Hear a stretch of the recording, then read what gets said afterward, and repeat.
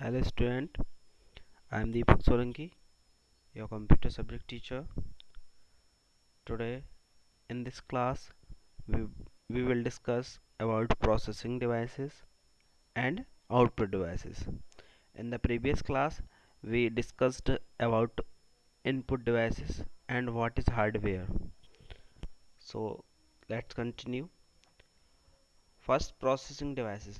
पहले हम यहाँ जानते हैं processing devices हैं क्या. The CPU is the part of a computer where the searching and sorting of data, calculating and decision making go on. Central processing क्या है? सेंट्रल प्रोसेसिंग यूनिट क्या है? पार्ट है कंप्यूटर का, यानी सीपीयू क्या है? कंप्यूटर का पार्ट, जहाँ पे डाटा की सर्चिंग और सॉर्टिंग. सर्चिंग से मतलब सर्च करना किसी चीज़ को, ढूंढना, और सॉर्टिंग यानी छांटना, कैलकुलेशन करना, डिसीजन मेकिंग और निर्णय लेना, ये सारा काम हमारा कौन करता है? CPU. CPU is also known as brain of computer. CPU को हम कंप्यूटर के ब्रेन नाम से भी जानते हैं. सीपीयू को हम ब्रेन भी कह सकते हैं कंप्यूटर का. The CPU contains the main memory, control unit and arithmetic logic unit. CPU क्या कंटेन करता है? मेन मेमोरी, कंट्रोल यूनिट और अर्थमेटिक लॉजिक यूनिट. तो यहाँ सबसे पहले हम जानेंगे कंट्रोल यूनिट क्या है. The control unit fetches instruction from the main memory, decodes them and causes to be execute by the ALU. Control unit का काम होता है डाटा को कंट्रोल करने का. तो कंट्रोल यूनिट का क्या करता है? मेन मेमोरी से जो भी डाटा और इंस्ट्रक्शंस आता है उसे डिकोड करता है और एएलयू तक पहुंचाता है, जिससे वो उस प्रोग्राम को एग्जीक्यूट कर सके. जो उसके अकॉर्डिंग जो भी उसका डिसीजन होगा, जो भी उस पर प्रोसेसिंग होनी होगी, जो भी इंस्ट्रक्शंस में जो इंस्ट्रक्शन दिए गए होंगे उन्हें डिकोड करके वो क्या करेगा? एएलयू तक पहुंचाएगा. एएलयू का काम क्या है?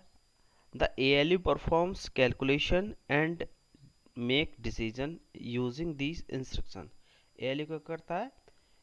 एएलयू परफॉर्म करता है कैलकुलेशंस को और डिसीजन मेकिंग. जो भी इंस्ट्रक्शन हमें दिए होंगे एएलयू को, यानी सीयू ने जो भी इंस्ट्रक्शन एएलयू को दिए होंगे उसके अकॉर्डिंग वो कैलकुलेशन और डिसीजन मेकिंग करता है. अब यहाँ हम बात करेंगे components inside a CPU box. जो आपने सीपीयू का बॉक्स देखा होगा, सभी ने देखा होगा, तो उस बॉक्स के अंदर क्या क्या होता है. उसमें सबसे मेन है first motherboard. The motherboard is the computer's main circuit board.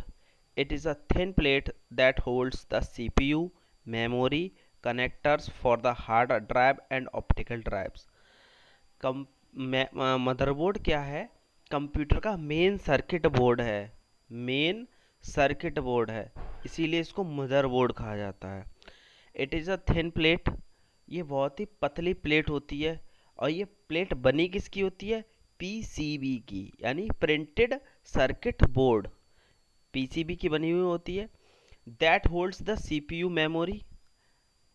वो क्या होल्ड करती है? सीपीयू को, यानी सेंट्रल प्रोसेसिंग यूनिट को, मेमोरी, कनेक्टर्स को, for the hard drive and optical drive. Hard drive और जो ऑप्टिकल ड्राइव्स हम यूज़ करते हैं कंप्यूटर में, उनके कनेक्टर्स को ये होल्ड करती है. Expansion card to control the video and audio. Expansion card को होल्ड करती है जो कि वीडियो और ऑडियो को कंट्रोल करते हैं. And the connections to your computer port such as USB port, RJ45 etcetera. और जितने भी कनेक्शन हम अपने पोर्ट से करते हैं, चाहे वो यूएसबी हो, यूएसबी पोर्ट्स आप लोगों ने देखे होंगे, RJ45 भी देखे होंगे, नहीं देखे होंगे तो अभी मैं फिगर में आपको शो करा दूंगा. तो इन सारे पोर्ट्स के लिए क्या है? जितने भी कंपोनेंट्स कनेक्ट करते हैं हम, जितने भी पोर्ट्स, जितनी भी चीज़ें लगाते हैं, वो हम किस पे लगाते हैं? मदरबोर्ड पे. अब यहाँ पोर्ट्स क्या है? The ports are the jacks where the devices are connected to the CPU. Force ports jacks को बोलते हैं हम, जो कि हम सीपीयू के अंदर लगाते हैं कि डिवाइसेस को कनेक्ट करने के लिए। यहाँ पे ये एक मदरबोर्ड का आप लोगों को फिगर शो कराया। अब इस फिगर में आपको सारे पोर्ट्स, सारे कनेक्टर्स कहाँ कहाँ लगते हैं वो वो आपको मैं बताऊंगा। स्टार्टिंग यहाँ से करते हैं। ये जो दो आप पोर्ट देख रहे होंगे वॉयलेट और इंडिगो कलर के, ये क्या है? ये PS2 पोर्ट हैं। PS2 ये किसके लिए यूज होते थे? ये कीबोर्ड और माउस को अटैच करने के लिए यूज होते हैं कंप्यूटर में, ये वाले पोर्ट्स, ये वाले। ठीक है, उसके बाद यहाँ पे ये आप देख रहे होंगे, इसको हम बोलते हैं BGA पोर्ट। इससे हम मॉनिटर की केबल कनेक्ट करते हैं, ये वाला।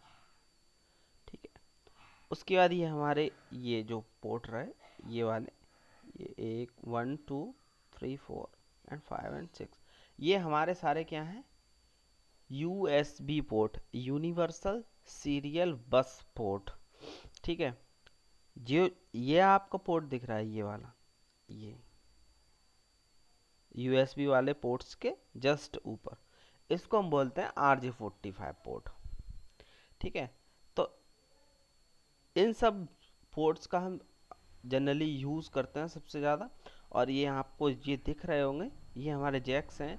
ये माइक्रोफोन के लिए है, ये हेडफोन के लिए है। ठीक है, तो इनका भी हम जनरली यूज़ करते हैं। अब यहाँ ये जो आप देख रहे हैं इस पे लिखा हुआ है CPU सॉकेट। ये यहाँ पे हम अपना CPU मदरबोर्ड में लगाते हैं। इस जगह पे ही हम CPU को कनेक्ट करते हैं, यहीं पे CPU प्लेस होता है यहाँ। ठीक, यहाँ पे मेन मेमोरी या रैम, मेन मेमोरी को हम रैम भी कह सकते हैं, रैम रैंडम एक्सेस मेमोरी, ये हम यहाँ कनेक्ट करते हैं। ठीक है, ये इसमें एक मदरबोर्ड में बैटरी लगी होती है, सीमोस बैकअप बैटरी, ये यहाँ पे। इसको बोलते हैं complementary metal oxide semiconductor, CMOS की फुल फॉर्म है, ये आप नोट डाउन कर लीजिए। ठीक है, और भी बहुत सारी चीज़ें हैं जैसे CPU fan and heat sink. जब यहाँ पे हम पहले CPU कनेक्ट कर लेते हैं, CPU कनेक्ट होने के बाद ये जो आपको 1 2 3 4 ये जो आपको पोर्ट्स दिख रहे हैं, इनमें हम CPU का फैन लगाते हैं। फैन ऊपर रहता है, CPU नीचे रहता है, जिससे वो हीट ना हो। नेक्स्ट है, हम बात करेंगे SMPS। SMPS होता क्या है, उसका काम क्या होता है?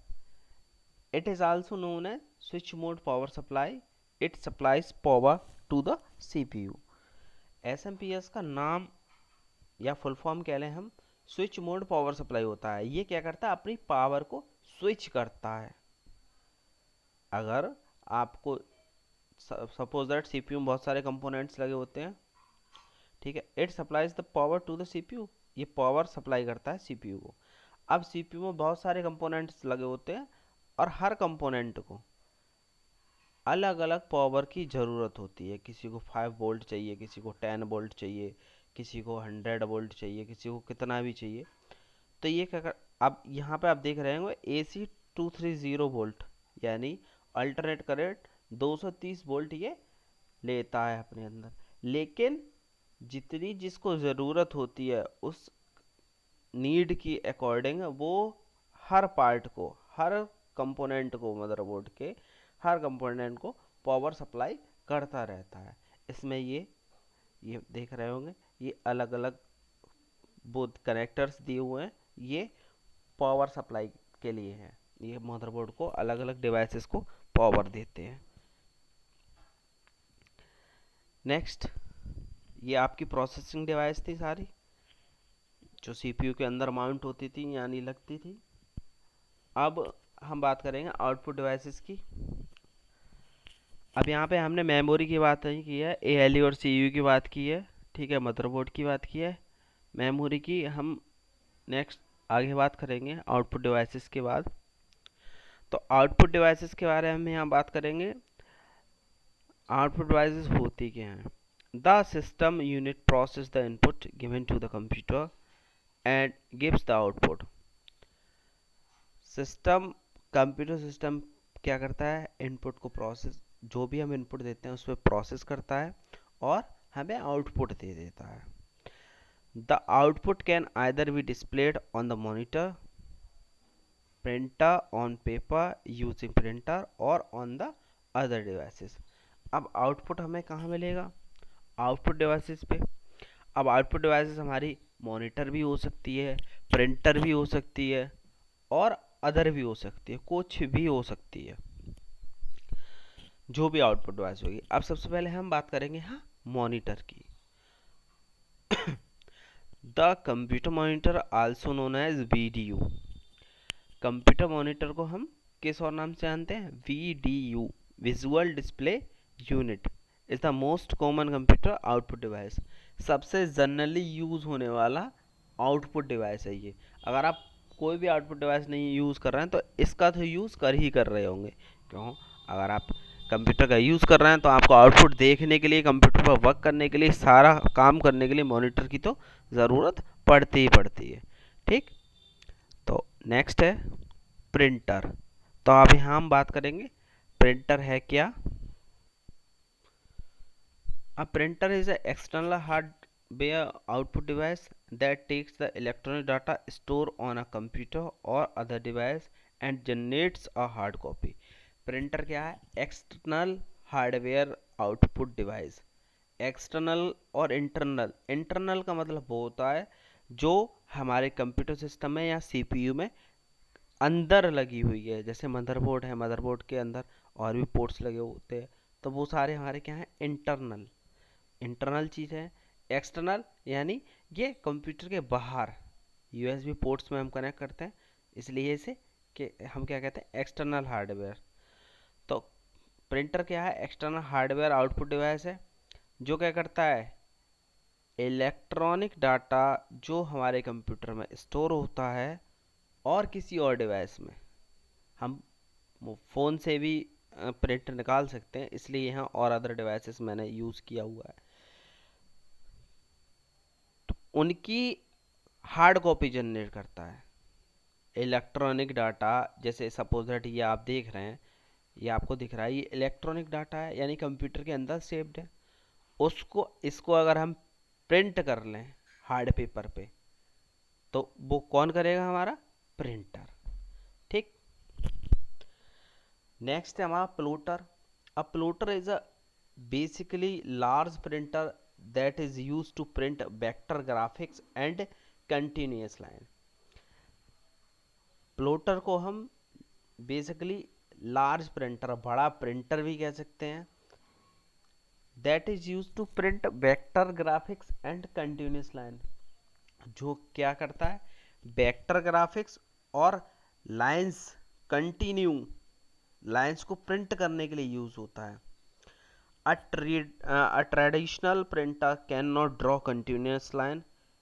जो जनरली हम प्रिंटर अपने घर में, ऑफिस में, स्कूल में यूज़ कर रहे होते हैं, वो कंटिन्यू लाइंस को ड्रॉ नहीं कर सकता है। It makes lines out of dots. ये डॉट्स को ड्रॉ कर सकता है। Plotter can print large graphics then a printer can. और प्रिंटर क्या है? एक छोटे अमाउंट के पेपर पे प्रिंट निकाल सकता है, लेकिन ये बहुत बड़े अमाउंट के पेपर पे, यानी जैसे कि आपने अपने ज्योग्राफी के ग्राफ्स वगैरह या जितने भी ये चीज़ें देखी हुई, जैसे ये देख रहे हैं आप, ये किसी भी देश का नक्शा, ये सारी चीज़ें ये हमारा प्लोटर ही प्रिंट कर सकता है। हम प्रिंटर्स से इसे प्रिंट नहीं कर सकते हैं। अभी आप फिगर में जो देख रहे हैं ये हमारा प्लोटर है। प्रिंटर तो आप सभी लोगों ने कहीं ना कहीं देखा होगा, कहीं नहीं देखा होगा तो आपने अपने स्कूल्स में तो देखे ही होंगे प्रिंटर। ठीक है, नेक्स्ट बात करते हैं और अदर आउटपुट डिवाइस की, वो है speaker. A computer speaker is an output hardware device that connect to a computer to generate sound. ये भी क्या है, हार्डवेयर डिवाइस है। आउटपुट हार्डवेयर डिवाइस मतलब आउटपुट डिवाइस तो है ही है, लेकिन हार्डवेयर भी है। That connects to computer to generate sound. इससे क्या साउंड जनरेट होता है। The signal use to produce the sound that come from a computer speaker is created by the computer sound card. जो आप साउंड सुनते हैं, जो आपके स्पीकर से निकलता है, वो क्या कहाँ से जनरेट होता है, कंप्यूटर के साउंड कार्ड से। ठीक है, स्पीकर्स तो जनरली सभी ने देखे होंगे, इसलिए मैंने आपको यहाँ फिगर शो नहीं कराया है। नेक्स्ट है स्टोरेज डिवाइसेस। अभी हमने processing devices, output devices, input devices, ये सारी चीज़ें पढ़ ली। अब हम यहाँ पढ़ेंगे storage devices. Storage devices are the data storage devices that are used in the computer to store the data. Storage devices क्या हैं, डाटा स्टोरेज डिवाइसेस हैं जो कि कंप्यूटर में डाटा को स्टोर करने के लिए यूज़ की जाती हैं। The computer has many type of data storage devices. Computer कई तरह की डाटा स्टोरेज डिवाइसेस पे वर्क करता है। Some of them can be classified removable data storage devices and the other as non removable data storage devices. कुछ removable data storage devices होती हैं और कुछ नॉन रिमूवेबल होते हैं जिन्हें हम रिमूव नहीं कर सकते। They are also called memory units. इनको हम क्या मेमोरी यूनिट्स भी कहते हैं। The memory units is of two types. Memory unit दो टाइप की होती है। फर्स्ट है primary memory and the second secondary memory. तो सबसे पहले हम यहाँ प्राइमरी मेमोरी या मेन मेमोरी, प्राइमरी मेमोरी का मेन मेमोरी भी कह सकते हैं, जो अभी हमने थोड़ी देर पहले मैंने आपको बताया था, जब मैंने आपको CU ALU और मेन मेमोरी बताया था, तब मैंने आपको बताया था। यहाँ हम इसे कंटिन्यू करेंगे। Primary memory holds only those data and instructions on which computer is currently working.